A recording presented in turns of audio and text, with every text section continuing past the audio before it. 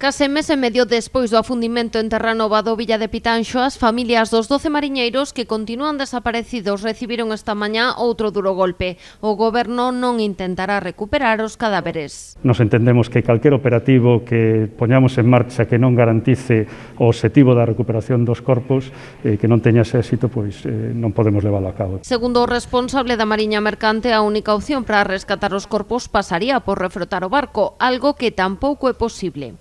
Hemos concluido del análisis técnico que se ha realizado la inviabilidad de proceder a una operación de rescate de los cuerpos, toda vez que la única opción que las condiciones presentan sería un reflotamiento. No conocemos un precedente similar a esa profundidad y sobre todo en una zona con un mar de esas condiciones.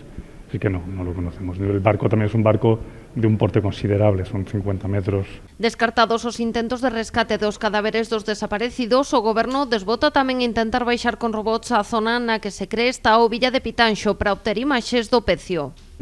No se puede acceder al barco. Estos barcos pesqueros tienen unas condiciones de acceso a través de los registros y las escotillas que hacen impracticable que una cámara que tendría que ir a bordo de un ROV, de un vehículo no tripulado, porque esas profundidades no pueden operar buzos, pueda acceder al barco, con lo cual es que no es factible esa opción tampoco. A decisión foi comunicada esta mañá ás familias nun novo encontro na subdelegación do Goberno en Pontevedra. Entendemos el dolor, la frustración que puedan tener, compartimos con ellas pues también ese malestar y a partir de aquí bueno, pues nos ponemos a su disposición desde la delegación del Gobierno y desde el propio Gobierno para todo lo que son los trámites que seguimos haciendo de la investigación.